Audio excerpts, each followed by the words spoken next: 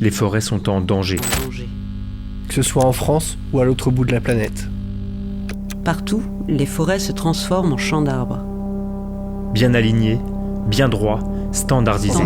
Pratiques pour être coupés, découpés, rangés, transportés, transformés, consommés. En 2022, une loi porteuse d'espoir a été votée par l'Union européenne. Dans notre jargon, on l'appelle le règlement déforestation. Comme son nom l'indique, cette loi doit interdire la vente de produits issus de la déforestation. Mais pas que. Les coupes rases dans les forêts naturelles sont aussi dans le viseur. Mais avant même son entrée en application, cette loi est remise en question. Et oui, sous la pression des lobbies, l'Union européenne a accepté de s'attaquer à plusieurs textes qui protègent les forêts, dans un paquet de lois de simplification qui s'appelle le paquet de lois Omnibus. Mais sur le terrain, des gens se battent pour une meilleure gestion des forêts et prouvent chaque jour qu'on peut vivre de la forêt et du bois sans tout détruire. Alors, pour lutter contre cet omnibus, nous, l'association Canopée Forêt Vivante, on a affrété notre propre bus. Et on a traversé la France à la rencontre de ces gens. Le but, recueillir leurs paroles pour l'amener jusqu'à Bruxelles. On parle d'une opération montée en moins d'un mois, partie d'un mauvais jeu de mots, mais qui restera gravée dans nos mémoires.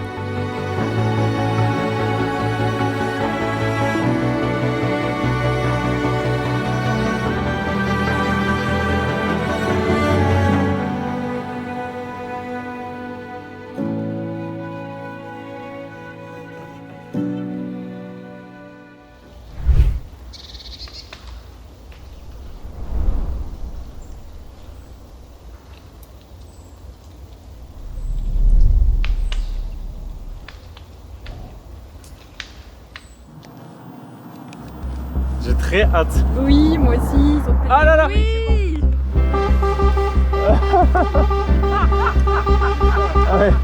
Ah ouais, ok, Guy, c'est bon quoi. On se doutait, est-ce que le chauffeur il va être cool, pas cool?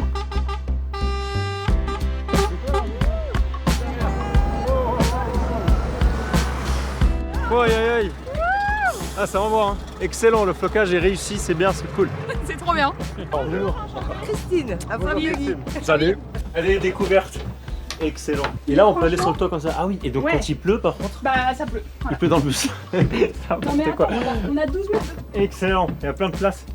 Et là, on va mettre les manches debout. Par contre, ouais, on va voir tout plein de coupes rases depuis cet espace, quoi.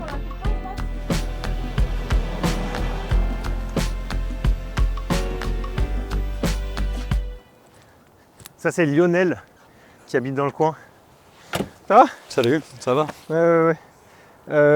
Tu m'as dit que c'était ici qu'il y avait une forêt, parce que là, vraiment, on devine plus du tout. Enfin, là, il y avait... Écoute, je t'ai amené des photos de ce que c'était avant, on avait pris ça. Et, donc on voit quand même que c'était un massif un peu diversifié. Il y a pas mal de noisetiers, des chênes, du peuplier, des pins. C'était pas mal en mixité et pas mal de biodiversité du coup. Ça, c'était quand? Ça, c'était en 2023, ouais, c'est ça. Donc, ok, il y a un an et demi, quoi. Ça représente un ensemble de 3 hectares, voilà. Et on voit quand même que ce sont 2 îlots de feuillus, donc de biodiversité, au milieu d'une mer de pins. Toutes les zones roses, c'est les zones qui ont été coupées, voilà. Et où il y avait des forêts feuillues comme ça. Exactement. Ah ouais, en fait, ils ont tout ravagé, quoi. Il n'y a plus rien. Par tous les seuls endroits où il restait un peu des forêts feuillues, ils ont enlevé, quoi. Exactement. Et donc, en fait, tu as toute une plantation de pins maritimes comme ça. Ah ouais, on en voit un peu plus loin. Ouais, plantation en monoculture de pins maritimes à la place de la forêt de chêne. Exactement. Et les sols, bah maintenant, on dit... Ouais, retourner. C'est du sable, quoi. Voilà. Et ça veut dire que là, s'il pleut, typiquement, c'est un peu en pente. Oui, bah là on est sur le bassin versant de Ciron qui se trouve à quelques centaines de mètres. Donc là, on voit il y a un ravinement qui peut se créer. Il y a un ruisseau vers là-bas. Ah oui, c'est l'eau qui va dans le Ciron. Alors que le Ciron, c'est hyper précieux, il ne faut pas du tout... Oui, tout à fait. Oui. C'est un réservoir de biodiversité entouré de plantations de pins. C'est le dernier corridor où les animaux, où on constate que les animaux, la loutre, le bison, le renard, toute la biodiversité en faune suit ce corridor. C'est pas seulement la hêtraie, il y a aussi tout le corridor de chênaies, d'aulnes, tout ça. Et ce sont des poches qui tentent à disparaître et à s'amaigrir au fur et à mesure de l'avancée croissante des plantations, quoi. Donc ça, même si on n'est pas juste à côté du Ciron, je pense qu'on doit être à 1 kilomètre à peu près, ça a un impact quand même, parce qu'en fait l'eau qui est atterrie ici, c'est elle qui va alimenter le Ciron. Tout à fait. Ouais. Et on va aller voir le Ciron, on va aller rencontrer, tu connais peut-être déjà Alexis Ducousseau, qui est chercheur, enfin qui était chercheur à l'INRAE sur la génétique des hêtres et en particulier l'évolution des hêtres au bord du Ciron. Parce que les hêtres ici, il ne devrait plus y en avoir avec le changement climatique, on ne comprend pas comment c'est possible qu'ils existent encore. Et pourtant, ils ont réussi à s'adapter et on va aller voir ça avec lui, il va nous expliquer comment c'est possible. Ah oui, et là le truc c'est qu'on voit quelle boîte a coupé cette chêne, a fait de la coupe rase de chêne. C'est Alliance. C'est Alliance Forêt Bois, c'est toujours les mêmes. Donc c'est une boîte qui est très très grande dans le sud-ouest et qui s'étend de plus en plus. Qui a l'habitude de faire coupe rase et plantation en monoculture et je pense qu'on va encore entendre parler d'eux dans les prochaines étapes, demain en Dordogne, après-demain en Creuse. Alliance Forêt Bois.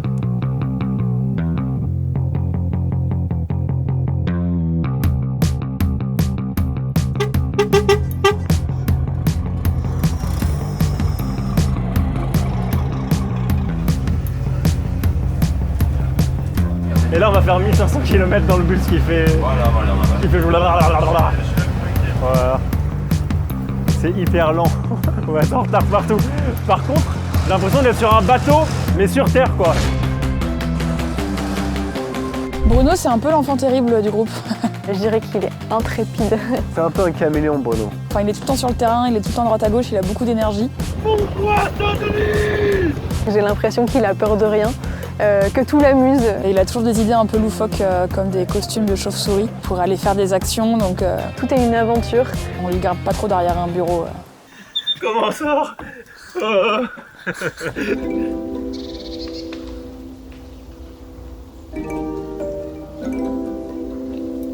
t'as un peu de chêne encore. Ah c'est vraiment très très bon.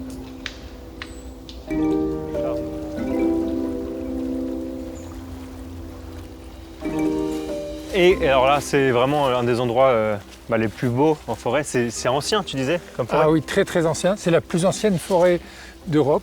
Ici, Ça, c'est pas la forêt primaire en Pologne, la plus ancienne forêt d'Europe. non. Bialowieza est beaucoup plus récente, elle a 8-9 000 ans grand maximum. C'est pas pour rien quoi. Et ici, le plus vieux charbon de bois daté trouvé, qui a été trouvé d'ailleurs ici exactement, a 43 000 ans. C'est-à-dire qu'ici, il y a 43 000 ans, il y avait déjà de la forêt et c'était déjà des hêtres? Il y avait du hêtre, du pin sylvestre et du bouleau. Mais attends, parce que nos adversaires, nos amis par exemple de l'Alliance Forêt Bois dont on vient de voir une coupe rase, eux ils prétendent que d'ici 2100 les hêtres il n'y en aura plus, ce sera terminé en France, ils vont tous mourir et du coup il n'y aura plus ici de hêtres. Je n'en sais rien du tout parce que ici normalement il ne devrait pas y avoir de hêtres avec les conditions, ce que l'on connaît de l'écologie du hêtre. Donc ce sont des arbres qui passent l'hiver des pieds dans l'eau et ça qui les aide aussi peut-être. Normalement, le hêtre est totalement intolérant à l'hydromorphie. Il est capable de s'adapter en fait. Pourtant, alors même contre toute attente, il arrive à survivre. Alors, il arrive à survivre ici, même à se reproduire, à se régénérer. Pour une population marginale de hêtre, regardez, vous avez des gros arbres là, et il fait 70 cm au moins de diamètre. Donc, et il est en pleine forme malgré la sécheresse et la canicule de cette année. Ouais. Donc c'est quand même très très surprenant. Donc en fait les arbres ont quand même aussi des capacités d'adaptation que parfois on ne connaît pas. Oui, et donc tout raser, les chênes, les hêtres pour remettre à la place du pin maritime ou du Douglas, tu dis pas forcément une bonne idée. Non, pas du tout. Et c'est quand même très difficile de savoir quelles sont les limites de nos arbres. Et nos arbres, je suis généticien, évoluent en permanence. Pour le moment, on n'a pas une connaissance suffisamment forte des arbres pour se permettre de dire cette espèce va disparaître. Même si tu ne coupes pas les arbres directement de cette forêt, le fait de couper les arbres un peu plus loin peut avoir un effet sur la santé des arbres ici en changeant le microclimat. Alors justement, on travaille là-dessus suite à des observations où après des coupes à blanc, on a vu des dépérissements importants des hêtres. Un peu plus en amont ici, par exemple, tous les hêtres sont morts après une coupe à blanc. À côté, eux n'avaient pas été concernés par la coupe à blanc. Ah, c'est fou ça.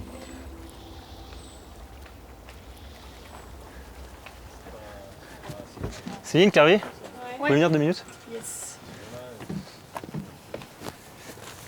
Ça va? Du coup, c'est faire quand on est Il y a un convoi de camions qui, en passant, nous ont dit on se voit à la manif ce soir, hein, enculé. Quoi? Ouais. Genre qui? Mais tu sais qui c'était? C'est Terre de Gascogne. Ouais, Terre de Gascogne. Bon, ça va être un peu chaud. Ouais, ça va être chaud, ouais. Ça va être chaud parce qu'on sait aussi qu'il y a les chasseurs qui viennent apparemment. Donc on savait qu'il y a les entrepreneurs de travaux forestiers qui font la manif. Il peut y avoir apparemment jusqu'à 200 personnes devant la salle où on fait la conférence avec le maire. Et donc c'est clairement, on les fait chier à parler avec les scientifiques, avec la population. Du coup ils viennent pourrir le truc. Donc normalement il y a la gendarmerie pour faire en sorte que ça se passe tranquillement. De toute façon on va prendre un moment pour parler avec eux avant le début de la conférence. Et par contre voilà, on va pas s'éterniser, on a des trucs à dire. Donc à un moment de 18h30 on s'arrête de leur parler. Ouais. On décale, on fait la conférence et après on file en Dordogne.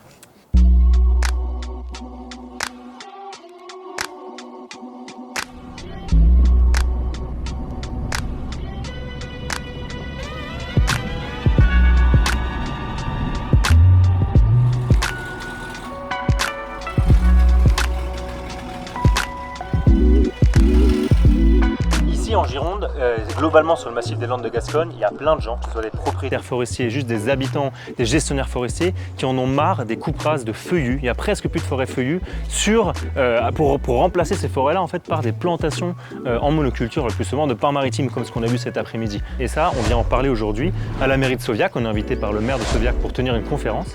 Il y a une centaine de personnes qui sont attendues, mais on vient d'apprendre que en face, les entrepreneurs de travaux forestiers, donc les conducteurs d'abatteuses, viennent faire une manif juste là, sur le parking qui est juste ici. Nous, on va aller discuter avec Bruno sans micro, parce qu'ils n'auront pas de micro. Même point de vigilance, personne hausse le ton, ni de leur côté, c'est prévu, mais ni d'une autre. Je commence à voir un petit bout de drapeau qui pointe son nez derrière le virage. Oh! Ça va? Bonjour. Bon, vous attendez? Ça va? Michel. Salut, Sylvain. Allez les gars, vous nous avez mis en retard là. Il fallait commencer ça, nous. En tout cas, vous êtes le bienvenu. Après, si vous discutez, on va vous attendre. Bonjour, monsieur.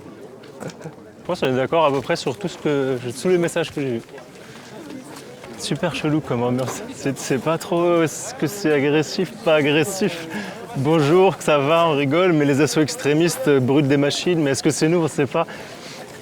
Alors, les manifestants viennent d'arriver avec une banderole sur laquelle il est écrit « Les conséquences des méthodes des assauts extrémistes, c'est aussi ça » et une image d'une abatteuse brûlée. Alors, je suppose que ça nous vise parce que même si on ne se ressent pas comme étant une assaut extrémiste, ils ne seraient pas là si on n'était pas là. Et le truc, c'est que les engins brûlés, non seulement nous on ne fait pas ça, mais en plus on a dit qu'il ne fallait pas faire ça. On n'a absolument rien à voir avec, donc on ne comprend pas trop parce qu'on est d'accord avec eux. Mais j'ai l'impression qu'ils nous le reprochent. Alors, ils disent que sur une vidéo qu'on a faite, il y avait un commentaire avec écrit « Brûler les machines ». J'ai regardé la vidéo, il y a 3500 commentaires rien que sur Insta. On essaie de les supprimer le plus vite possible, celui-là on l'avait pas vu, mais bon, de là à nous accuser, c'est un peu fort. Depuis plusieurs années, nos entreprises sont prises pour cible.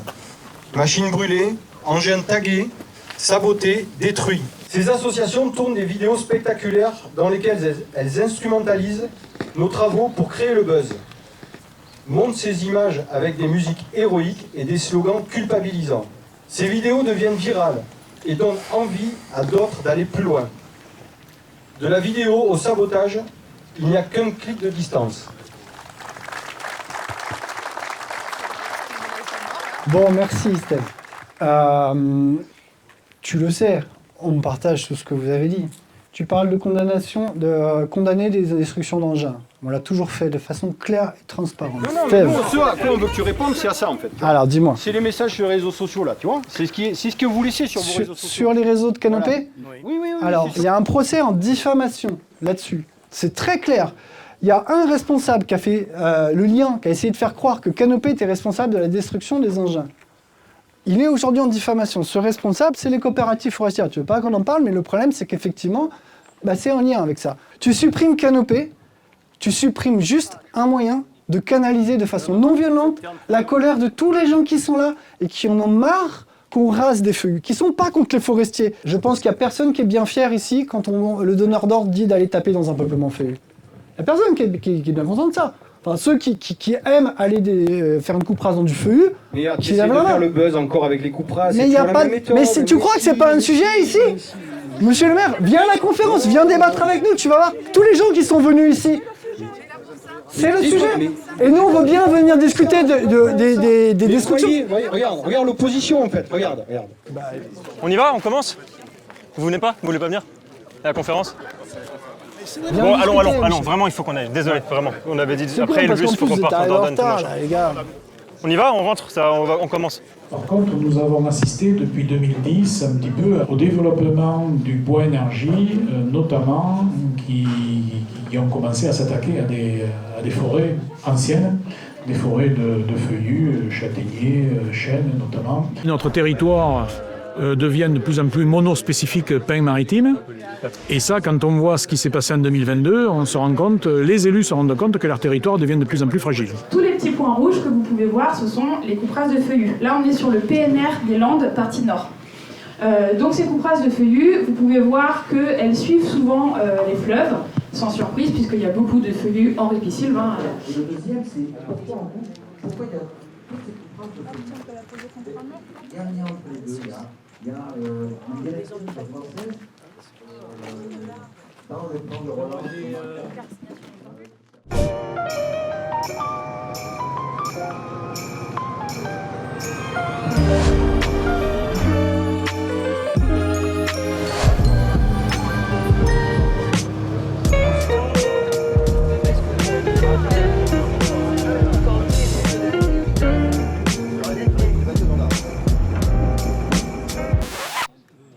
Nous, ce qu'on vous demande, c'est juste de s'assurer qu'il n'y ait pas de débordement, ok, et qu'ils ne viennent pas attaquer le bus.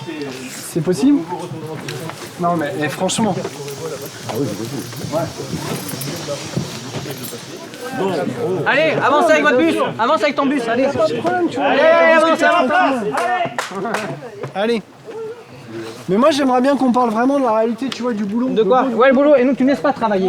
Tu nous laisses pas On travailler. n'est pas là pour ce, tu vois. Mais tu t'avances, c'est pas moi qui avance, c'est toi qui t'avance. Non mais allez, t'avances. Allez. Non mais tu peux avec ton bus t'avances. Tu te mets dessus, tu prends des photos, des stories. On fait ce qu'on veut, tu vois. Oui, ben nous aussi, on fait ce qu'on veut. On va discuter tranquillement là-bas. C'est pas. Nous on a des familles derrière, on a tout à vivre. Et quand vous nous cramez les machines, il y a toute une famille derrière. On se lève le matin, on est là, on est dans nos bagnoles, on est là. Justin, est-ce qu'il va pas en avoir un qui va nous insulter? Est-ce qu'il y en a pas un qui va nous agresser? Est-ce que notre machine qui coûte des millions va pas être cramée? Tu voudrais être comme ça, toi? Bon, tu sais que moi j'ai commencé à bosser en Limousin. Le truc c'est que, bon, l'histoire de dire c'est pas scénarisé, c'est pas scénarisé. Si, c'est scénarisé, il faut qu'il arrête de dire ça. Michel, le cas où tu me parles, la coupe, c'est une coupe Alliance Forêt-Bois. On est d'accord? Mais je m'en fous. Ils n'ont pas fait le boulot de faire un inventaire de biodiversité, de vérifier qu'il y a des espèces protégées. Donc, l'EDF qui arrive, effectivement, qui ne sait pas qu'il y a des espèces protégées, et le chantier est bloqué, et ben le monsieur, ça se passe très bien, mais le responsable, c'est pas l'EDF, c'est Alliance Forêt-Bois. Et c'est ce qu'on dit, Michel. T'es responsable de tes actes, je suis responsable de mes actes. Demain, t'as un ETF qui fait une coupe rase illégale, je vais pas venir te voir ou je vais pas venir voir le syndicat en disant vous êtes responsable. Les gens sont responsables de leurs actes. De toute façon, nous on dénonce ceux qui... Et bah faisons-le ensemble. T'as dénoncé Alliance Forêt-Bois quand ils ont fait des coupes rases illégales? T'étais avec moi, Michel? T'étais avec moi pour dénoncer la coupe rase illégale? Sylvain, c'est le coordinateur des campagnes de Canopée, donc c'est celui qui a créé l'association. C'est le leader, quoi, c'est le big boss. Sylvain, il est complètement fou, quoi. Haut en couleur. Complètement survolté. C'est un génie stratégique. Il est hyper créatif. Et du coup, ça bouillonne comme ça tout le temps, il y a plein d'idées qui fusent à tout moment. Et il faut le contenir un peu. C'est cette presque obsession pour le dialogue. Personne n'est un ennemi, il y a des adversaires, mais l'objectif est toujours de les transformer en alliés. Voilà. Ça c'est pas possible, on va pas arrêter de faire des vidéos qui critiquent. Mais alors comment on fait pour avancer en fait? Tu ne peux pas demander, en fait on est libre, on est un contre-pouvoir. Ah mais ça, et tu as quand même des pratiques dans cette filière, des coupes rases abusives qu'on a besoin de contester, tu vois. C'est un vrai sujet et c'est là-dessus, au moins aussi j'ai envie... On s'en sortira jamais en fait. Mais pourquoi toi tu veux pas venir sur ce sujet-là aussi qui nourrit une partie de la colère, qui est de dire aujourd'hui tu as des coupes rases abusives, hier on était dans les Landes, dans le feuillu, tu fais des coupes rases dans le feuillu toi? Ça m'arrive, oui. Steve, je te regretterai. Je trouvais que tu étais un bon élève. Ça y est, j'ai basculé, j'ai brillé. Ils payent beaucoup plus que les ETF. Et tu fais quoi là? Il faut qu'ensemble on règle ce problème du vandalisme. Il faut, je sais pas comment te le dire, mais il faut que vous nous aidiez, il faut que vous changiez des choses. Il faut qu'on trouve une solution là-dessus. Quand on aura trouvé une solution là-dessus, on avancera sur nos pratiques. On a toujours travaillé là-dessus, sur l'amélioration de nos pratiques, sur l'utilisation. Quoi qu'on fasse, je suis d'accord, mais quoi qu'on fasse, c'est pas parce que Canopée va dire quelque chose que tu arrêteras le vandalisme. Je veux juste que tu fasses la part des choses là-dessus. Michel, y a pas ta carte, marqué. j'ai même pas ton téléphone. Ah mais je me moi, de toute façon je le tiens. Envoie-moi un SMS et on se prend un rendez-vous. Ok, allez. Allez, faut qu'on file. Ciao. Ouais papa, ça y est, on est en train d'arriver sur la deuxième coupe, le plan blé de repli. Il y a même un peu de gens qui nous attendaient déjà ici. Et alors bien sûr, il y a beaucoup moins de monde que ce qui était prévu, mais voilà. Et donc Mireille, toi tu dis que c'est ici qu'il y avait quoi comme forêt ici? Ce que tu vois, ce qu'il y a derrière, c'est-à-dire une forêt typique du coin mélangée. Une forêt comme quoi? Comme ah oui, celles qui sont là. Charme, voilà, une forêt mélangée. Et une fois de plus, on a une coupe rase pour faire du bois énergie. Tu veux dire toute cette zone où on voit une espèce de champ de bruyère, on dirait un peu de fougère, c'était une forêt comme là-bas, ils ont tout rasé. Et toi, tu habites ici? Ouais, moi j'habite dans le coin et les citoyens qui sont là aujourd'hui peuvent témoigner de la multiplication des coupes rases en Dordogne. Là, il y a plein d'habitantes et d'habitants de Dordogne qui sont là, qui sont venus rejoindre le bus juste devant la coupe rase qui est là et qui sont venus nous dire qu'ils en ont marre quoi. Alors, on vient de s'arrêter juste pour attendre les autres. Il y a un Duster qui s'arrête devant nous. Un Duster d'Alliance Forêt-Bois juste là, comme s'il voulait nous bloquer. Alors, qu'est-ce qui se passe? Qu'est-ce qui se passe? Un qui se met derrière, un qui se met devant. Les entrepreneurs forestiers qui viennent d'organiser encore une manif devant chez nous ont pris le bus en étau et sont en panne, on ne peut pas repartir. Oui. Ah oui, bien sûr. Vous avez bloqué quand la machine était là pour faire le buzz. Qui s'est garé juste devant nous. Pour faire le buzz. Tu vois, ça t'excite, hein? Et t'as vu quand tu fais pareil, avec nous, toi, ça nous énerve pas. Et là, tu t'énerves. Non, mais toi, tu nous prends pour un idiot. Comme vous faites sur nos coupes, hein, pareil. Alors, magiquement, la voiture qui nous bloquait n'est plus en panne après que les gendarmes leur aient parlé. Elle refonctionne. C'est quand même un drôle de hasard.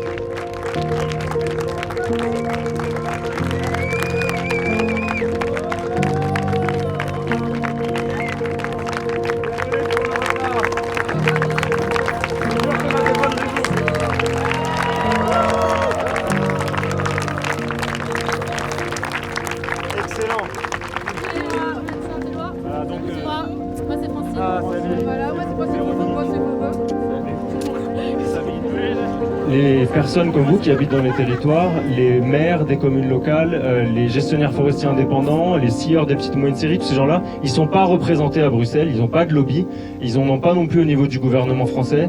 Et c'est pour ça que nous, on a eu envie de, voilà, comme ça, faire le tour de la France et essayer de collecter un peu les voix. Alors on est sur la commune de Saint-Éloi en Creuse et en allant bosser ou en se promenant dans la forêt, on s'est rendu compte qu'il y avait une quantité de coupes qui était juste phénoménale et avec d'autres habitantes, on a un petit noyau de 3 copines, on s'est réunis en fait juste pour notre inquiétude concernant la forêt et son évolution ici à Saint-Éloi. En Creuse, vous avez une permission de coupe jusqu'à 4 hectares. Ce seuil de 4 hectares permet, comme on dit, de faire du mitage, c'est-à-dire couper 4 hectares là, 4 hectares de l'autre côté, et puis après ça se regroupe tout, et puis vous avez une grande étendue. Il y a 20% de notre forêt qui a disparu en 5 ans. Donc 20% ici, on est sur une commune forestière, donc 960 hectares. Il y a 200 hectares qui sont partis en 5 ans, ce qui est énormissime. Et à ce rythme-là, en fait, en 2040, 2045, on n'a plus rien. On a décidé donc de rédiger une pétition pour voir finalement si les habitants étaient comme nous. Et on s'est rendu compte que 80% des habitants nous suivent, sont contre ces coupes pour diverses raisons. C'est horrible, quoi. Je veux dire, on défigure complètement les paysages. Et si c'était des petites coupes par-ci par-là, mais là, c'est devenu, on va dire, industriel. C'est des coupes vraiment à grande échelle. Moi je pleure. En fait, vu mon travail du coup pour documenter tout ça, dans notre petit groupe de travail, moi je veux voir par exemple des espèces, les oiseaux qu'on peut entendre, les espèces végétales, parce que je suis naturaliste de formation. Et en fait, quand je vais sur la coupe, je peux pas m'empêcher, je pleure parce que c'est un carnage et je me dis elle reviendra plus. Regarde, c'est génial ça. Là, je peux monter là. Allez-y, c'est bon. Merci beaucoup.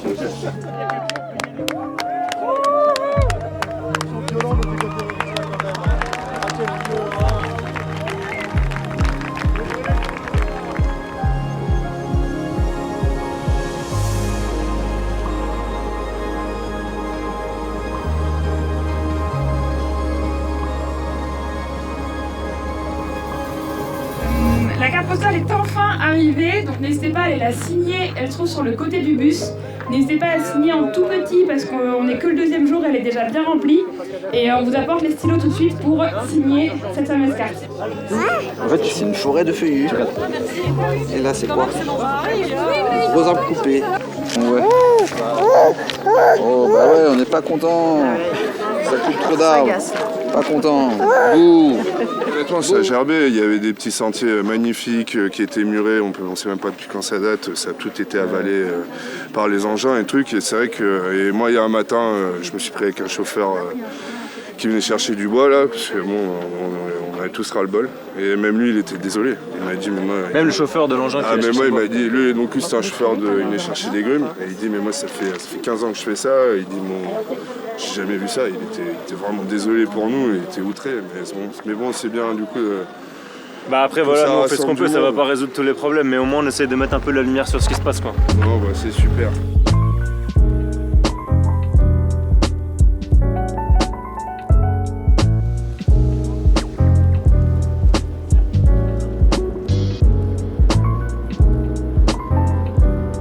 Mais là tout de suite, là c'est bon là.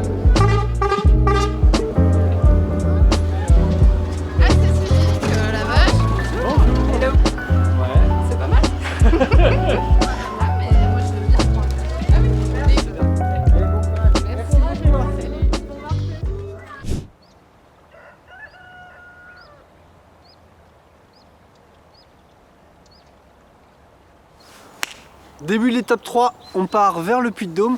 On va aller rencontrer quelqu'un qu'on adore à Canopée, c'est Virginie Monat, qui est gestionnaire forestier indépendante.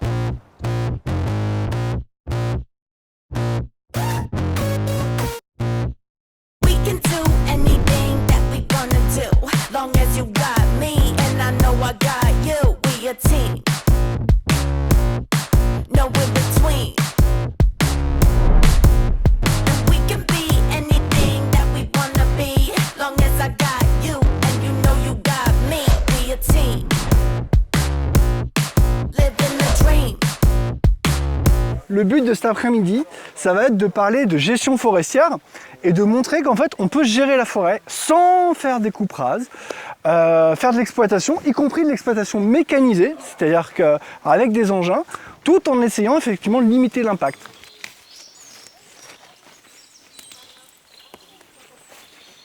Bonjour à toutes et tous.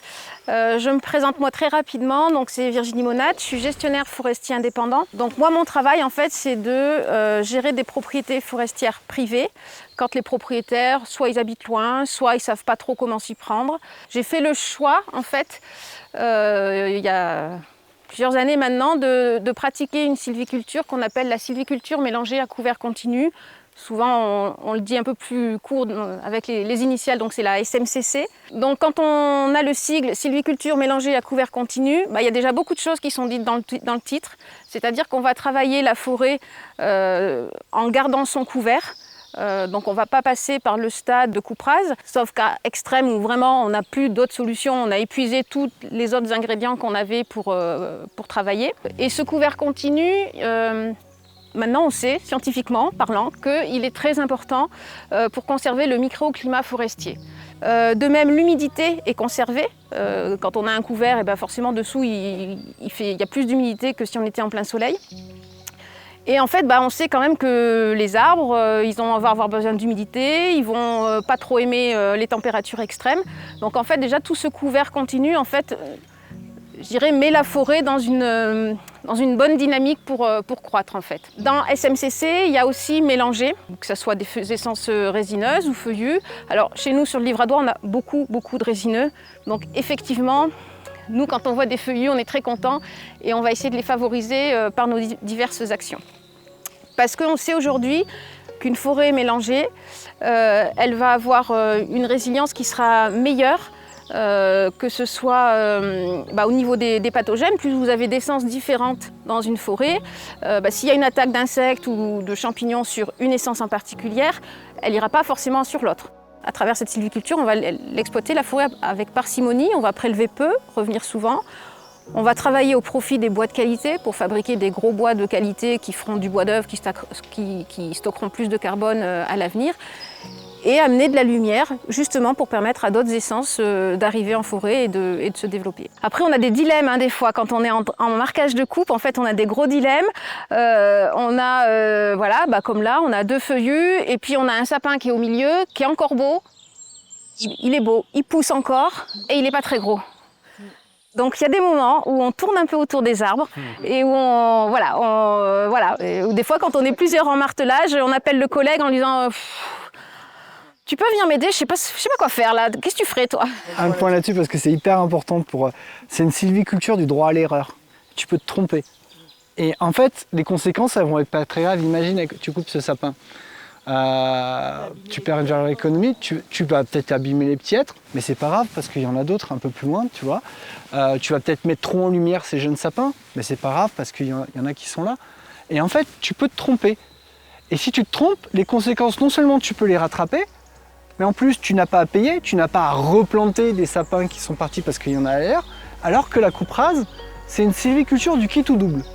Si ça marche, c'est jackpot, mais ça, si ça rate, tu as payé cher une plantation et tu vas perdre tout ton argent. Mais est-ce que c'est rentable ça en fait? Parce qu'il y a beaucoup de propriétaires qui continuent pourtant à faire des coupes rases et des plantations. Pourquoi tout le monde ne fait pas ça? C'est pas rentable? Alors, bien sûr que si, c'est rentable. Le propriétaire est payé du bois qui est exploité. Par contre, son capital producteur, il est toujours là. C'est-à-dire que dans la sylviculture mélangée à couvert continu, on va prélever l'accroissement de la forêt, pas plus, parfois moins. On va prélever l'accroissement et il restera toujours le capital en fait. Donc en fait, c'est une sylviculture qui est extrêmement rentable. Et puis les coûts d'investissement en travaux, en fait, ils sont minimes. Les propriétaires qui travaillent dans ce système-là, en fait, ils ne voudraient pas revenir en arrière, quoi. Ouais. Et tout à l'heure, moi, tu as dit quelque chose qui m'a beaucoup marqué, c'est que tu avais une discussion avec les bûcherons qui travaillent ici et que tu leur poussais même à augmenter leurs tarifs, quoi. Et je trouve ça hallucinant parce que, tu sais, sur la route, les étapes précédentes, tu as des bûcherons qui sont venus nous voir et qui étaient en colère. Et on leur a dit, mais en fait, nous, on n'est pas contre vous. En fait, au contraire, on est vos alliés, on veut de l'exploitation forestière, on veut que vous soyez bien payés, on veut que les règles du jeu changent pour que quand vous allez en forêt, vous sachiez où il y a des espèces protégées, etc. Et moi, j'ai trouvé ça hyper intéressant. Effectivement, pour toi, les bûcherons, c'est des alliés concrètement, quoi. Oui, c'est sûr que c'est des alliés parce qu'en fait, sans eux, en fait, on n'exploite pas la forêt, que ce soit des bûcherons avec une tronçonneuse ou des chauffeurs de machines. En fait, sans eux, on n'exploite pas la forêt. Il est vraiment important, quand nous, on leur demande d'avoir du travail précis, soigneux, qu'en fait, ils soient payés pour faire ce travail de manière précise, et correctement, de manière précise et soigneuse. Du coup, c'est vrai qu'il y a des fois des bûcherons, en fait, on leur dit, non, en fait, là, cette coupe... c'est pas assez cher. Si tu prends ce tarif-là, tu n'arriveras pas à t'en sortir, quoi, en fait. Et alors ça les surprend souvent parce que c'est pas le discours qu'on leur tient habituellement. Ce qui est génial à voir, c'est à entendre, c'est quand ils reviennent pour la 2e ou 3e fois dans une coupe, des fois faite à la machine ou faite avec une tronçonneuse, et qu'en fait le bûcheron dit ça a changé ici, c'est devenu chouette quand même. Et ça, c'est génial. Ouais, c'est super. Et ils reviennent justement parce que tu les payes bien. Et c'est un cercle vertueux, quoi. C'est ça qu'on essaie de mettre en place, quoi. Voilà. Super, merci beaucoup Virginie. C'était super de passer cet après-midi avec toi. Merci. Allez, on rejoint le bus parce que je crois qu'il nous attend en bas. Ouais, je crois.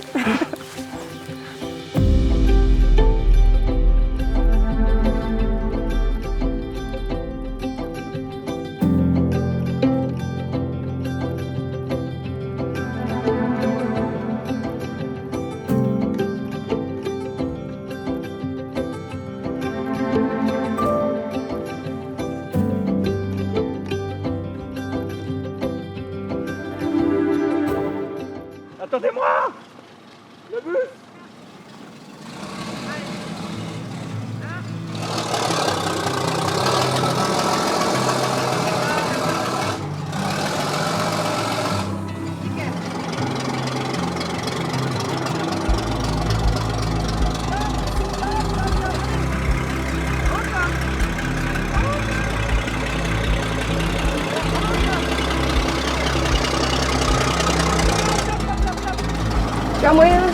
Oui, tranquille. C'est reparti pour de nouvelles aventures, on est parti sur Lucie.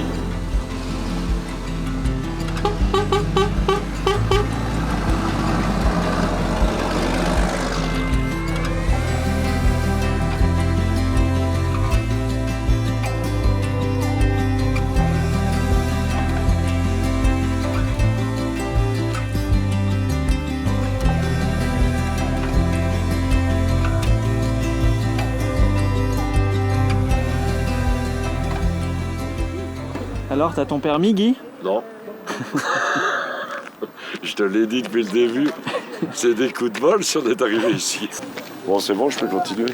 Oh, vous êtes gentil. Pour les reprendre, parce qu'ils vont nous filmer, tu peux y aller.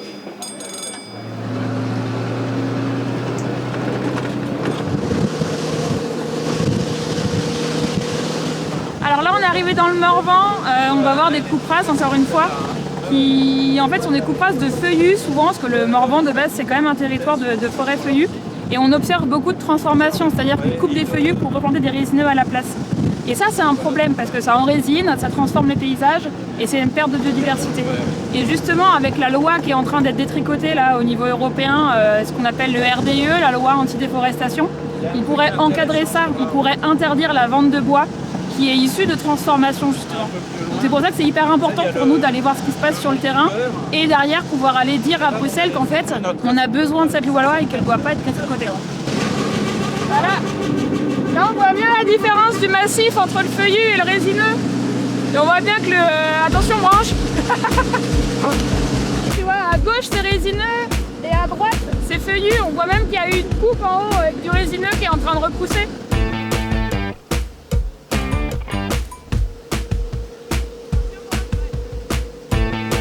Céline, c'est notre chargée de campagne forêt et climat. Elle est spécialiste des chauves-souris. Elle a globalement une formation plutôt naturaliste, forestière et naturaliste. C'est quelqu'un d'assez rock'n'roll. Très déterminé. Très badass. Elle fait du roller derby et il n'y a pas beaucoup de femmes qui font du roller derby. Elle a fait beaucoup de bénévolat aussi chez Sea Shepherd. Donc elle arrive avec toute l'expérience des actions Sea Shepherd, plus l'énergie du roller derby. Et donc ça fait un mélange. C'est un mélange assez amusant. Donc on est sur une coupe rase là qui est typique du Morvan, tu vois, juste derrière nous là. Et en fait le problème de cette coupe rase c'est qu'elle est en zone Natura 2000, donc un zonage réglementaire qui est censé protéger la biodiversité. Et on voit bien qu'en fait ce zonage il n'est pas du tout efficace. Donc une coupe rase comme ça pollue le ruisseau qui est en bas, ça érode les sols, on a une perte de biodiversité importante, donc il n'y a rien qui va. Ça grignote partout, ça te grignote tout le feuillu pour y mettre que du résineux quoi, clairement. Et ici, ce qui est assez typique sur notre territoire, c'est que c'est limité maximum 2 hectares pour faire les coupes sans autorisation. Et du coup, c'est mité de petites coupes partout, quoi. Ah, carrément, ça me met les boules, quoi. Parce que là, dans 20 ans, dans 30 ans, on va avoir que du couvert résineux, ça va être infernal. Mais, ouais, voilà, on va avoir ça, quoi. Partout, partout, partout. Et bah, tu vois, là, regarde encore, quoi. Ça, c'est de la replantation. Et tu vois, il ne se passe pas 3 minutes sans qu'on voit de la replantation. Et ça va être ça tout le trajet. C'est hyper révélateur. Tu vois, là, encore, tu vois, ça remet ça. Enfin, c'est permanent. Ouais. C'est vraiment permanent.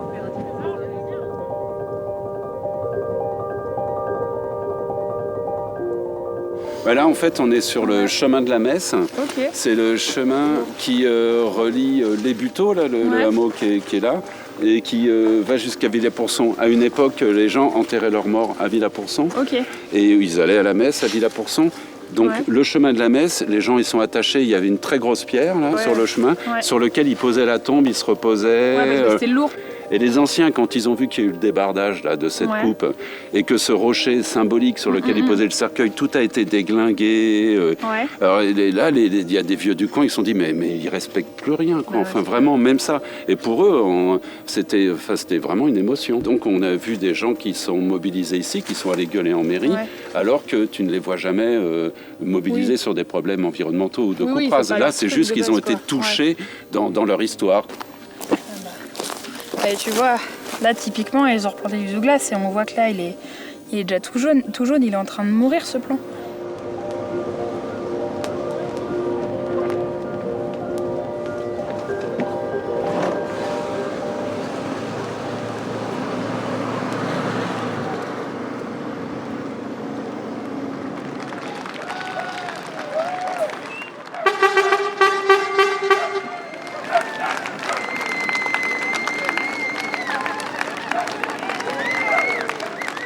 pour qu'il n'y ait pas de voie omnibus, on a fait notre bus. On a fait notre bus qui va aller jusqu'à Bruxelles, qui traverse toute la France. L'idée, c'est de faire entendre votre voix. C'est pour ça qu'on a ramené une carte postale. C'est une carte postale qu'on va remettre à la présidente de la Commission européenne, Ursula von der Leyen. Et l'idée, c'est que vous leur signez, vous lui mettez un petit message. Voilà. Merci pour votre accueil. Merci beaucoup à Canopé d'être passé à Carré-les-Combes et s'arrêter à Carré-les-Combes. Alors, la seule chose qu'on vous demande, c'est de signer tout petit, s'il vous plaît. Oui. Qu'est-ce que vous écrivez là? Moi, à nos enfants, comme sur les monuments aux morts. J'ai écrit « Les arbres, c'est la vie ». J'écris « Ne les entendez-vous pas crier, tous ces arbres ». Non coupe rase. Laissez-nous respirer, nous et nos enfants. Non coupe rase. Avec tout notre soutien et des forêts pour nos enfants et nos petits-enfants. J'ai seulement signé et j'ai dit que je suis un ancien forestier.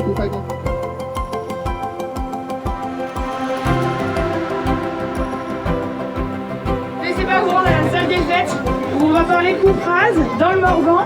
Il y aura un grand parking, ce sera... C'est par ici. Et pour répondre sur le sujet des coupes rases dans le Morvan, qui évidemment vous concerne de près, notamment les coupes rases de feuillus, contrairement à ce qu'on peut annoncer, c'est pas 0,5% ou 1% des pratiques forestières. Nous, on les a calculées, elles sont ici. Et ces chiffres donc qu'on a calculés, c'est 2722 coupes rases qui représentent plus de 7000 hectares. Peuplement feuillus et résineux confondus. En moyenne chaque année, en prenant en compte les résineux et les feuillus, c'est 1288, donc près de 1300 hectares qui sont rasés chaque année. Au total, c'est 5% de la surface forestière du parc naturel régional du Morvan qui a été rasée depuis mi-2018. Si on continue à ce rythme-là, les peuplements feuillus, on n'en verra plus la couleur très longtemps. Et Dieu sait que la couleur est très belle en ce moment pourtant de ce peuplement-là. Est-ce qu'il y a des personnes de la filière qui veulent prendre la parole? Henri Maire, moi je suis propriétaire forestier du côté d'Autun, sur une forêt de feuillus. Alors ça va vous faire plaisir, moi je fais pas de coupe rase. Ça vous fait plaisir. C'est pas pour ça que je le dis, mais mon propos de tout à l'heure, c'était vraiment de vous dire qu'il fallait dissocier les natures de coupe rase, l'origine des coupes rases et l'urgence des coupes rases, hein, parce que vous savez que beaucoup de coupes rases de ces dernières années, alors je comprends que ça vous choque tous et que vous soyez un petit peu meurtris de voir toutes ces coupes rases, mais c'est lié à un dépérissement qui est complètement indépendant de nous autres forestiers et on est obligé quand même d'intervenir et d'essayer de maintenir notre forêt verte et de s'en occuper, de les soigner. Il y a vraiment cette interpellation qui revient sur les coupes rases de feuillus pour être transformées en Douglas. C'est ça. Enfin, je sais pas si les gens veulent lever la main, si c'est pour ça qu'ils sont venus aujourd'hui. Ça, on va en discuter avec vous. En fait, c'est de ça dont on veut discuter avec vous. On règle ça, après on parle d'autre chose. Nous, on remarque qu'il y a énormément de coupes rases dans le Morvan actuellement, qui sont des petites coupes, 4 hectares, 5 hectares, 6 hectares, ce qu'on appelle nous le mitage de la forêt. C'est quand on prend une photo de drone d'en haut, on voit des petites coupes rases comme ça, ici et là, et finalement qui font au total des énormes coupes rases, mais qui ne sont pas déclarées comme telles.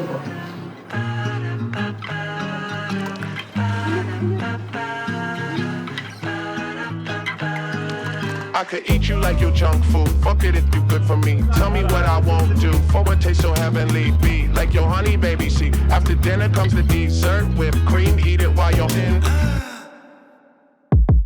Your body waving like the ocean, waving like the ocean, waving like the ocean, waving like the. Your body waving like the ocean, waving like the ocean, waving like the ocean, waving like the. Your body waving every angle I want. You got me waiting till the beat gonna drop. Hit me. Oui, du vent, bah, ouais, je dois. Merci. 2 minutes. Looking so phenomenal, hit me like a kick to my abdominal. I can't shake it. Tell me what you wanna do, baby. Everything you're sweating through, baby. Working like a wave, but you waving hello, kissing all my yesterdays. Goodbye, goodbye. Your body waving like the ocean, waving like the ocean, waving like the ocean, waving like the. Your body waving every angle I want. You got me waiting till the beat gonna drop. Hit me. Bonjour, moi je suis Yvain Brochot, je suis co-dirigeant de la série avec mon ami d'enfance Julien qui est là. On est dans l'Aisne à la scierie Forêt Vivante et je suis trop contente de découvrir ce lieu parce que c'est une scierie modèle qui trace son bois, qui fait du bois local, qui garantit qu'il est sans coupe rase. Alors j'ai trop hâte de découvrir et de vous faire découvrir. Cette idée de cette scierie, cette démarche hyper vertueuse que vous avez lancée, ça vient d'où? Qu'est-ce qui vous a animé à vous lancer? Nous, vraiment, le fait de créer cette scierie, ça vient vraiment d'une réaction en fait, à ce qui se passait, à savoir plus moyen de trouver du bois local dans la région, pas moyen de savoir aussi de quelle gestion de forêt venaient les bois, voir tous les bois qui partaient en export en Asie, etc. Voilà, c'est vraiment une réaction de se dire non, il faut qu'on trouve une solution qui pourrait répondre un peu à toutes les problématiques, qu'elles soient sociales, écologiques et économiques. Et donc ça veut dire que ça, là, ces grumes, tu sais me dire exactement où est-ce qu'elles ont été, où est-ce que ces arbres ont poussé, où est-ce qu'elles ont été coupées? Oui, en fait on fait un suivi de chaque grume qui rentre dans la scierie est numérotée et suivie. Donc quand on va scier les bois, on sait précisément d'où ils viennent, de quelle forêt, selon quel principe de gestion. Donc après pour nous c'est facile d'arriver jusqu'au produit fini, on va l'étiqueter avec la forêt d'origine tout le temps. Même, même une simple planche elle aura son origine tracée. Oui, il y a vraiment une demande pour la traçabilité des bois. Nous depuis notre création, on a commencé à faire pas mal de projets, même un peu importants. Et on a vraiment des gens qui nous demandent des bois locaux, savoir d'où ça vient, savoir comment ça a été géré. Je pense que d'un point de vue de la population, il y a vraiment ce besoin de savoir d'où viennent les choses, de savoir qu'à travers leur achat, ils ne participent pas à des pratiques qu'ils ne souhaitent pas voir. Si on parle des coupes rases, on sait que la plupart des gens ne sont pas favorables aux coupes rases. Et alors tu sais, il y a une loi européenne contre la déforestation qui devrait arriver là, et qui est très critiquée par les forestiers, enfin une partie des forestiers européens. Et moi, ce que j'entends, c'est un monstre bureaucratique de devoir tracer le bois jusqu'à son origine. Qu'est-ce que ça t'évoque, toi? Alors, pour nous, non, c'est pas compliqué en fait de faire la traçabilité des bois et de garantir que le bois n'est pas issu de coupes rases qui vont dégrader les milieux. Parce que en fait, les gens avec qui on travaille, eux, nous disent d'où vient le bois, de quelle forêt. Donc, il suffit de faire le suivi après, c'est marqué sur la facture et ça vient jusque chez nous.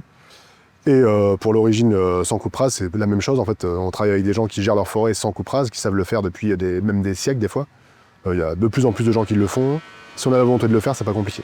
Moi, ce que je trouve très intéressant avec ce que vous faites, c'est que vous n'avez pas attendu qu'il y ait une loi qui vous oblige à avoir du bois qui soit clean, qui soit sans coupe rase, qui soit tracé, qui soit local. Et en fait, ce que vous faites là, ça montre que c'est possible. Et ça montre aussi, du coup, qu'on peut le généraliser, qu'on peut en faire une obligation légale avec cette loi-là. Ça va pouvoir essaimer, se développer, se multiplier. Ouais, ça me porte. Je peux pas trop de réponses à faire. Non. Clairvy, sa mission, c'est chargée de campagne forêt tropicale. Elle est hyper pugnace. On dirait d'extérieur qu'elle est assez timorée et elle peut balancer une énergie de dingue. Hyper déterminée. En fait, Clairvy, elle lâche vraiment pas. C'est comme, je sais pas, imagine comme un chien qui te mord et qui te lâche plus. Et elle fait ça avec les entreprises, ça marche très bien. Et elle est très espiègle en fait. Elle donne l'impression d'être sage, mais c'est un peu le petit démon quand même. C'est elle qui a eu l'idée d'aller changer le PQ au Parlement européen, par exemple. Ouais, moi je suis un peu jaloux parce que Clairvy, elle est bannie du Parlement européen parce qu'elle a fait trop d'actions dans le Parlement européen qui ont un peu créé comme ça de l'attention médiatique. Je trouve que c'est un peu classe. Bannie du Parlement européen, c'est pas donné à tout le monde quoi. And she said, tell me what's inside your heart. We don't wanna start a cult for two. Tell me if it's all facade. Cause the flowers here still bloom. Tell me what's inside your head. We don't want nobody dead in here. Tell me what you're gonna do before the flowers here still bloom.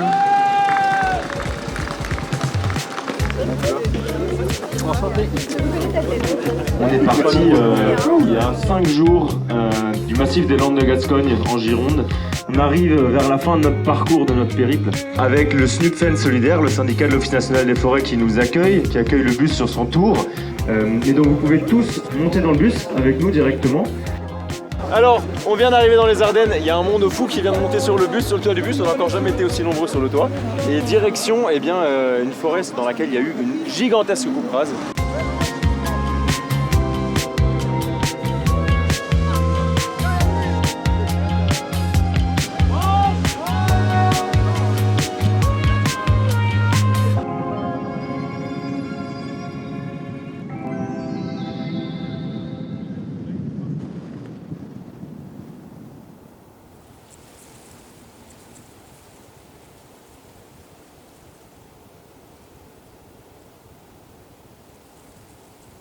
Clément, ouais, qu'est-ce que ça t'évoque? Bah, un cimetière. Et tu vois, toutes les souches là qu'on voit, ça fait un peu comme, ça ressemble à des pierres tombales. Et c'est ouf de se dire que ce qui était à un moment le symbole de la vie est devenu un symbole de mort.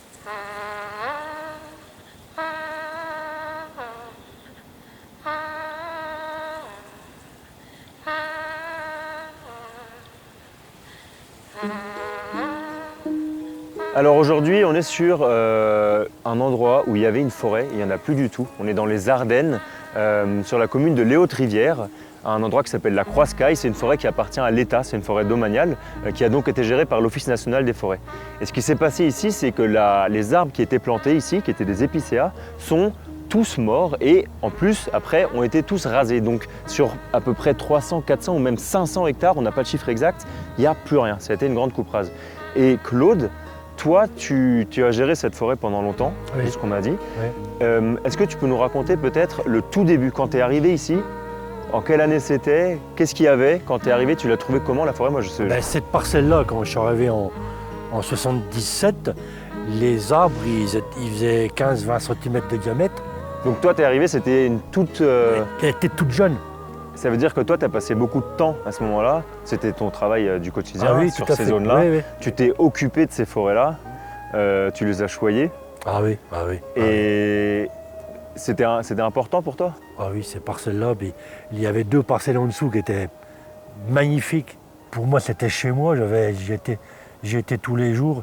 C'était plus sentimental qu'autre chose, quoi. J'ai pris de l'amour pour cette forêt, puis c'est un métier que j'adorais. Après, on arrive en 2015 peut-être? 2017, 2018. Bon là, on est au début de la crise des scolites. J'en ai toujours vu des arbres scolités, mais là, il y en avait vraiment en grosse quantité, quoi, hein. Bon, bien sûr, j'ai alerté la hiérarchie, j'ai essayé de répertorier la surface et tout, mais bon, ils m'ont dit qu'il n'y avait pas assez de volume pour venir, des considérations économiques, c'est toujours comme ça, quoi. Ça va pas louper. Ça s'est étendu, et puis on est intervenu, les bûcherons sont venus, mais il était déjà trop tard. Ça veut dire que toi, pendant 40 ans, tu as travaillé, tu as géré une forêt, tu l'as travaillé pour que les arbres deviennent de plus en plus beaux. Oui. Tu as mis du cœur à l'ouvrage, de ce que tu avais l'air de dire. Et tout à coup, il n'y avait plus rien, quoi. Il n'y avait plus rien, ouais. Ça faisait mal au cœur, parce que c'était vraiment des beaux arbres et tout. C'était une des plus belles parcelles de toute cette forêt-là. Ça faisait mal au cœur, quoi. Après, bon... Tu as continué à venir à ce moment-là un petit peu ou... Oui, quand je suis parti, oui, je venais un petit peu, puis après, je ne veux plus venir. Pourquoi? Parce que... De voir la forêt comme elle est là, ça me fait un pincement au cœur. Donc là, tu en vois une partie, mais de l'autre côté, le plateau se continue, et tu en as autant là-bas. Hein. Ouais. Du coup, toi, tu préfères dire... Mais je reste à la maison. Ouais. Si, je vais encore en forêt, bien sûr, mais je vais dans le feuillu. Donc le feuillu, lui, n'est pas mort. Enfin, il y a les arbres qui meurent quand même. Ouais. Mais dans globalement, le feuillu, il reste une forêt, là. Oui. Pourquoi? Parce qu'il y a de la biodiversité. Hein. Tu as du chêne, du hêtre, du bouleau. Que là, c'était une monoculture, quoi. Ouais, donc monoculture, pas une bonne idée? C'était les choix de 36 quand ça a été planté. C'est sûr qu'une monoculture, quelle qu'elle soit... Aujourd'hui, tu referais pas ça? Même dans le hêtre. Ouais. Une monoculture de hêtre ou de chêne, un forestier aujourd'hui, il va dire c'est pas bon. Bon, merci beaucoup, Claude. Ouais, merci. Okay, merci. Merci d'avoir raconté cette histoire. Ça m'a fait plaisir.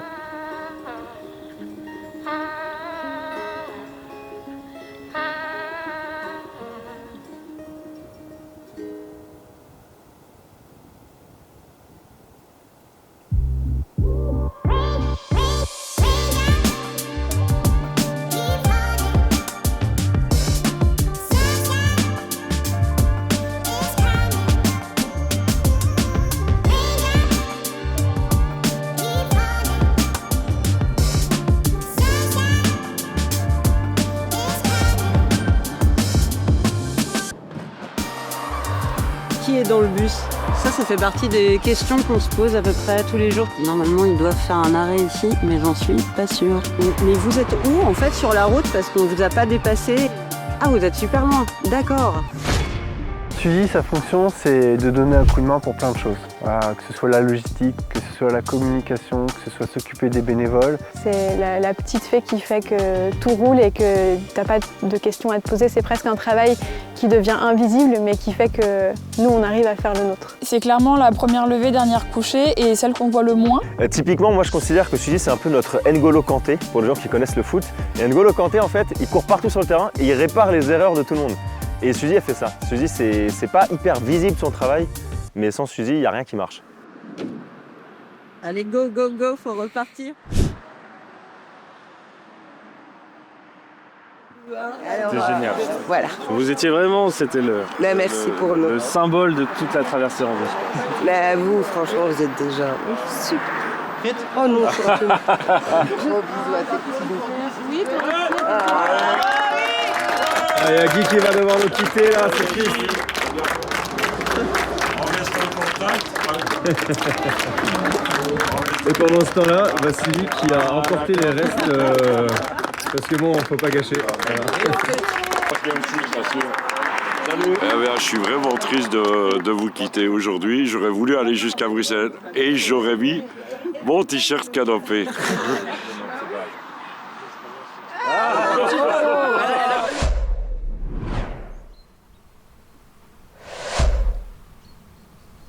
Bien, bonjour à tous et bienvenue en Belgique et en Wallonie. Je m'appelle Marc Bussers, je suis le directeur de Forêt Nature, qui a une association. Donc on est privé et on assure la formation professionnelle continue du DNF depuis 35 ans. Le DNF, c'est l'ONF pour vous. On est content que vous soyez là, on est content que vous ayez commencé par une friterie bien belge en bord de route, dans un baraquement, parce que ça fait partie de notre identité. La région wallonne s'est engagée dans la sylviculture mélangée à couvert continu, donc c'est comme si le département ou la région chez vous s'y engageait. Et donc cette sylviculture-là, elle est obligatoire en forêt publique, en forêt domaniale, donc les forêts qui sont propriétés de la région. Et donc ici, on est sur un territoire qui n'est pas exceptionnel, c'est un peu l'image de la forêt wallonne. Vous avez vu le paysage en arrivant, il y a beaucoup de résineux, donc c'est comme chez vous aussi. Mais il y a aussi pas mal de feuillus et l'idée c'est d'aller vers le mélange en âge et en essence le plus largement possible. Donc vous n'êtes pas d'affreux écolos complètement déconnectés des réalités. En fait, tout ça, ça se justifie vraiment aussi par des raisonnements purement et simplement économiques. Cette sylviculture, elle est rentable. Elle est parfois presque aussi rentable qu'une sylviculture monospécifique. Mais alors si vous ajoutez à ça la dimension du risque et de la diminution du risque, parce qu'évidemment c'est une sylviculture qui est très dite écologique, proche de la nature, qui respecte les cycles naturels, qui est bien meilleure pour le sol, pour toute la biodiversité forestière, et donc ça diminue les risques de crise sanitaire, de présence de pathogènes, et donc ça a une valeur économique aussi. Dans tous les secteurs de la vie, en finance, en bourse, ou même dans le monde de l'entreprise, il y a toujours un facteur de risque qui est valorisé, auquel on donne une valeur en disant mais si on fait ça, on risque autant. En forêt, cette notion de valeur sur le risque n'existe pas. Et donc on est déjà rentable comme ça, mais si on arrivait à calculer la diminution du risque, je pense que alors là, cette sylviculture serait vraiment peut-être même la plus rentable sans contestation possible, je dirais.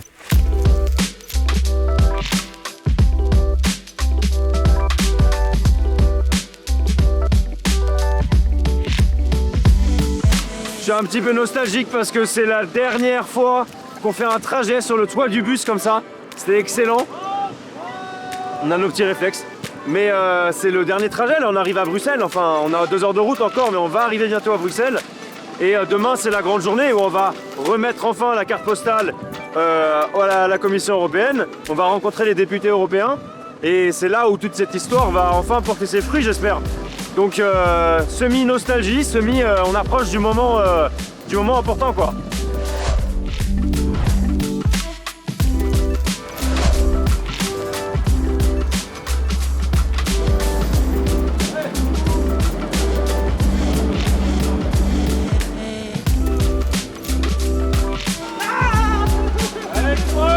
À toutes! On vous retrouve demain!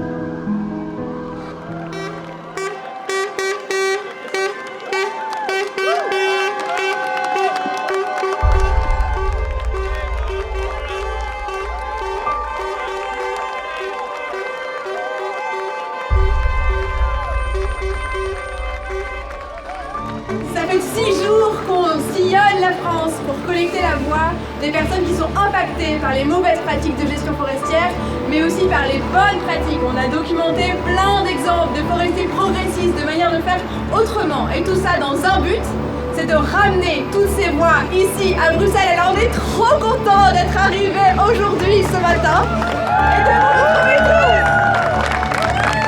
Ça fait trop chaud au cœur. Il y a un véritable backlash. Donc, il est essentiel que le terrain se mobilise. La transition, le changement viendra de vous, du terrain. La forêt nous parle. À nous de faire entendre sa voix. The backtracking of this law, which would finally put Europe maybe in a position of climate leadership, is exactly the wrong thing to do right now.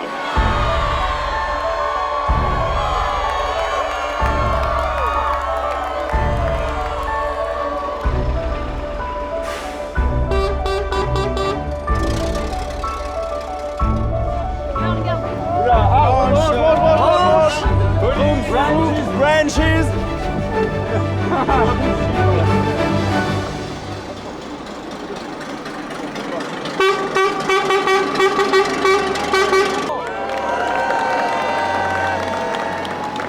On va aller à notre premier rendez-vous avec un député, Jean-Marc Germain, socialiste, qui a accepté de nous recevoir. Et on va aller porter les voix de la Roumanie, de l'Indonésie et des forêts françaises, voilà, pour essayer de sauver cette forêt.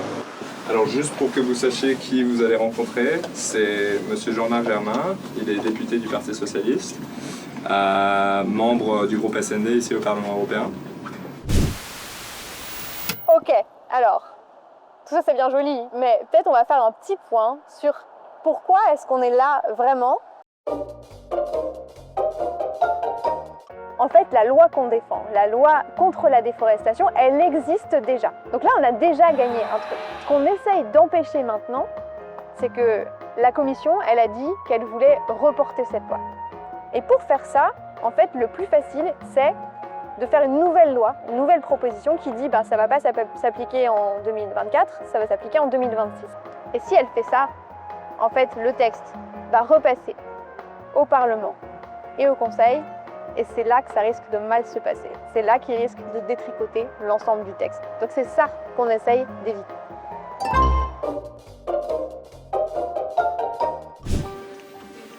Pour nous, c'est très important que le contenu de ces lois reste le plus intact possible.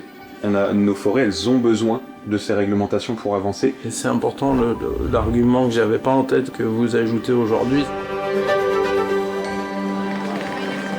We're really happy to have this meeting with you. We'll have other meetings with other MEPs. And this afternoon we'll hand over a postcard with all the signatures of the people we met to Commission. They put it all together, they mix it up, they run it through the sawmill, and then they sell it globally as good Austrian wood with nice pictures of our mountains and how nice it is in Austria. Yeah? And this business model, they don't want to be stopped. Un Indien dans la ville, regarde.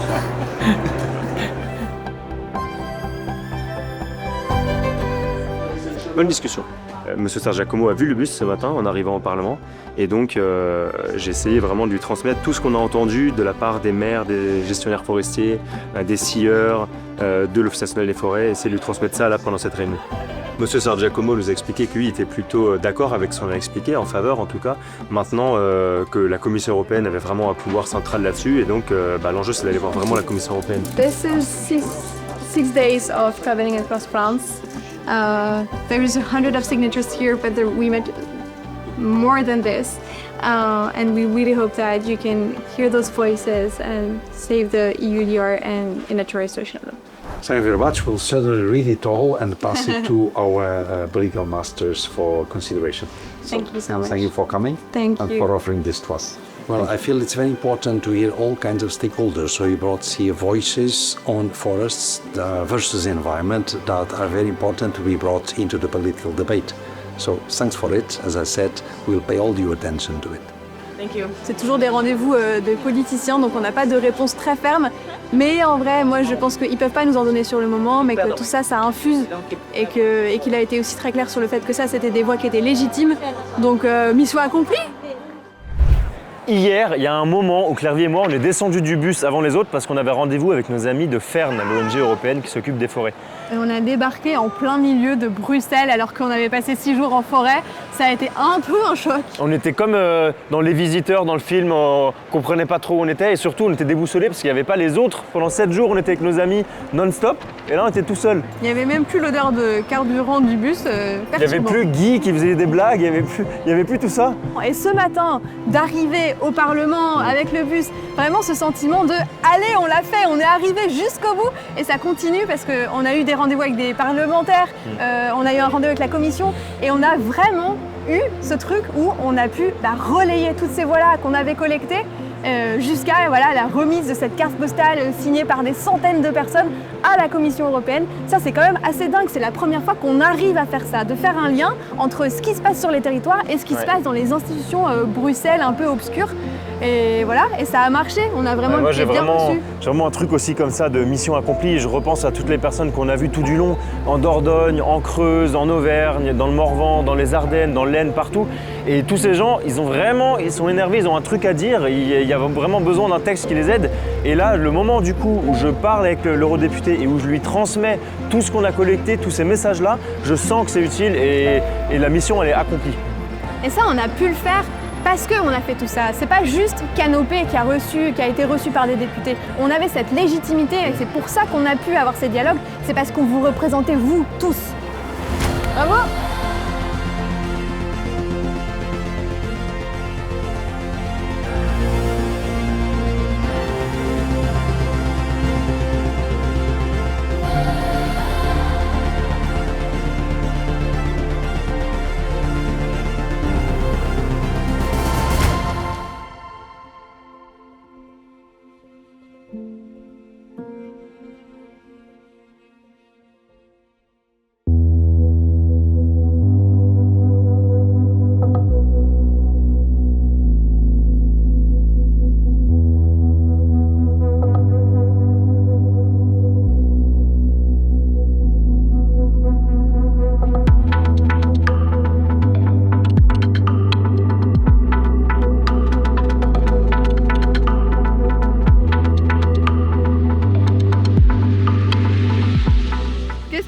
Sylvain?